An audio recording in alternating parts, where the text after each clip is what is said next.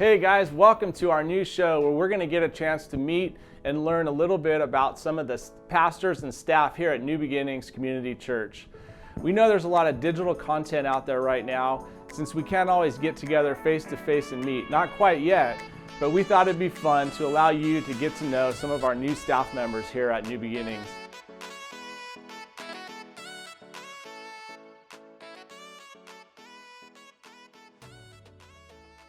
All right, so welcome back. Our first guest today is our newest pastor, Charlie Bakar. He's the pastor of operations. I think I got that term right, but let's go ahead and bring Charlie on in. Charlie, you there?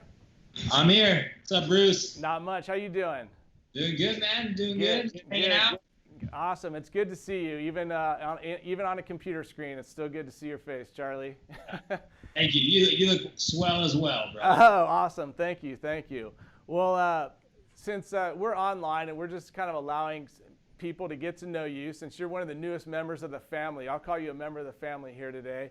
Can you describe for us a little bit about your job here at church? And did I mention it right? Is it the pastor of operations? You know, I wish I knew my own title, but I do believe it is the pastor of operations, and basically that's what I do. I just kind of help Pastor Jim out with the operations of the church, and so any of those little details that sometimes he would say he doesn't enjoy as much, I get the opportunity and I love doing it. So handling things from like, how we reopened to even how we did the digital content, we were doing that, and just little things that kind of come up within the staff, I kind of help handle, and at least we're in point on a lot of that stuff. We have a great team, and so a lot of them already know what to do, but I just kind of help coordinate and execute those things. So awesome. So kind of the jack of all trades, especially now that you mentioned reopening. I mean, what a perfect timing to have somebody like you on staff, right? Definitely felt like, I'm where I'm supposed to be right now. All right. Well, how did you actually meet Pastor Jim? How did that process work? How did that happen? So I had been praying a long time. I was a youth pastor in Santa Maria, California before I came here. I'd been knowing that God was moving me and my family on into something new. Didn't know what that was. And when we were kind of praying and looking, I had texted our district superintendent to ask, like, hey, like, if you hear anything, just let me know. And he had texted me back the same day I texted him and said, well, what do you think about this position? He kind of sent me the position of what the operations pastor does, and I was like, wow, that looks exactly what me and my wife have been talking about, what we were looking for. And so I was like, yeah, like, who is that guy? And he goes, Pastor Jim, and he gave me his number, and I called him, and it's this awkward conversation of like, hey, my name is Charlie, we've never met before, and then we just had a nice 45-minute conversation from everything from ministry to loteria, and it was a lot of fun. And just from there, got to meet a couple other guys, and it kind of just almost naturally happened. Like we just kind of just went down this path and felt really good about it, and here we are today. So awesome. Well, I can,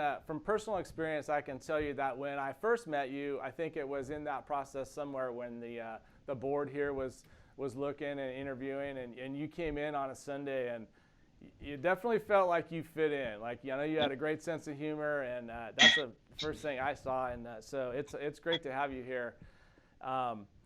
So you kind of talked about these questions already, but so if you could explain a little bit, like how long you've been in ministry, sort of what led you to full-time ministry, and maybe even like how or when did you know that that's what God wanted you to do with your life, is be in ministry? Yeah. So I've been in ministry this is my 14th year, going on my 15th year. I started in 2006 at a church in Whittier, California, actually. That was when I started full-time. I was a pastor. Before that, I had grown up in a church in a little town called Atascadero. And in Atascadero, I was the junior high director. And even before that, I was just a kid in the youth group. And I didn't really know what I wanted to do in my life. I knew I loved being at church, though. Like, that was something I loved, being around church. I'd go to church after school, help out, all that kind of stuff. And, when I graduated high school, I was planning on being a marriage and family therapist. And kind of was going that route. And then I did this internship just to like not be bored, you know, in the summertime. And from there, I got to preach a couple times. And I remember praying, hi, baby. I remember praying in my living room at 18 years old, just like, God, if you want me to do this full time, I will, but whatever your will is. And he told me there, he goes, I made you love this for a reason, and so just go for it. And then from that time, from 18 years old, I just knew I was going to be a pastor. I went to Vanguard University, got my bachelor's in ministry, and did the whole thing. And yeah, so from that time of 19, when the church kind of brought me on for no pay, but I was a pastor. From that time on, I've been doing full-time ministry, being Pastor Charlie. So awesome. Hey, can you tell me a little bit about some other jobs you had before ministry? Like maybe what was your first job? All right. So, going back a few years, I know. So my first job where I had to show up, man, what was just like a lot of guys. I don't get, it was under the table, so we're gonna out some people now. So I worked at a rock climbing wall as a rock belayer in exchange for free membership when I was like 12 or 13. I worked at the church for a little bit as I used to move chairs, kind of like New Beginnings, like we have those chairs. So I used to move all those chairs 3 times a week for the preschool that met in our church. I did that. And then I worked at a video store under the table. But my first official job where I had to get a work permit was, hey, fast food, baby, McDonald's, all right? Arches. Do you want to supersize that? A line I know well.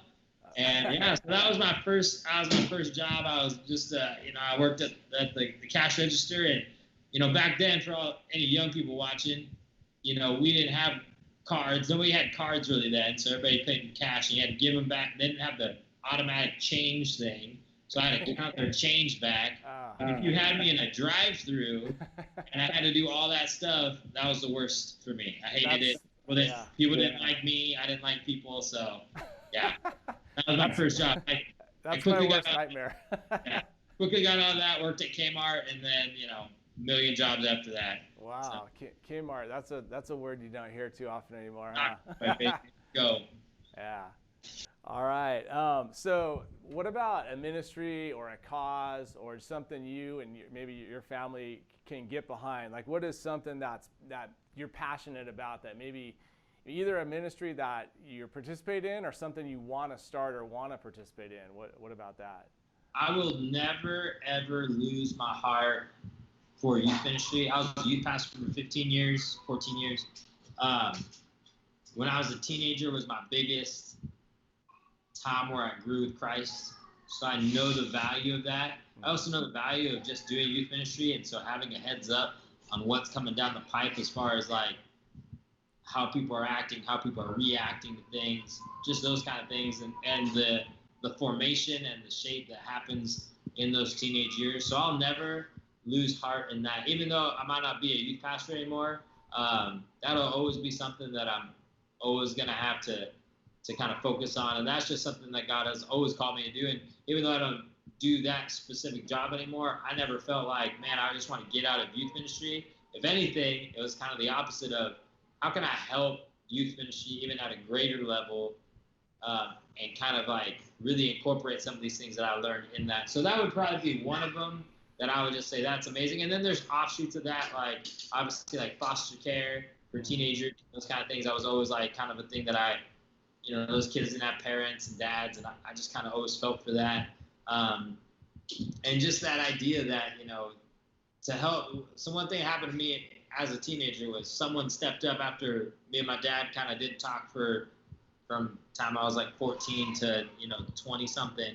I had guys that would kind of come in and would help me in those roles, and so that was big for me. So when I see like a gap, or if I see something that's like happening, I love to be able to try and find a way to help fill that role in someone's life, that God is like, someone that can come in and like, no matter where the hole or what's going on, that he can come in and he can help you kind of sustain and attain whatever it is that you felt like you were missing in life. And so Yeah, definitely. Amen. I know foster kids is a big one for me.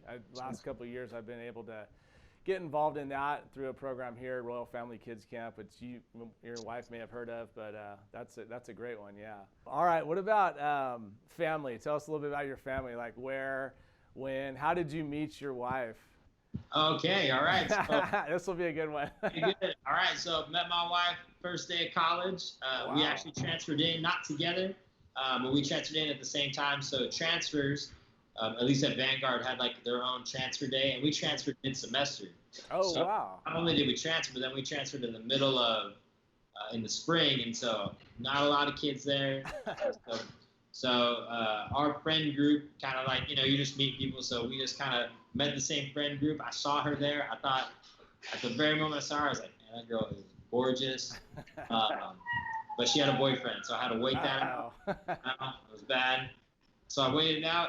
They, unfortunately, but fortunately broke up and I swooped in. And so, no, we met at college and we had we were friends obviously for a long time, probably like a year, and then went the first date, and dated for 4 years, got married in 2010, and just celebrated 10 years. Nice. Couple weeks ago. So, all right. Very cool. And then daughters have both come, and Soraya, she's 5, and Eliana is like 15 months or something like that. Wow. So if you could leave us with one thing, what advice would you have for maybe a young guy, a young family starting out, just life, career, starting a family? What kind of advice would you give to, let's talk about guys, to a guy starting a family or, starting off in life?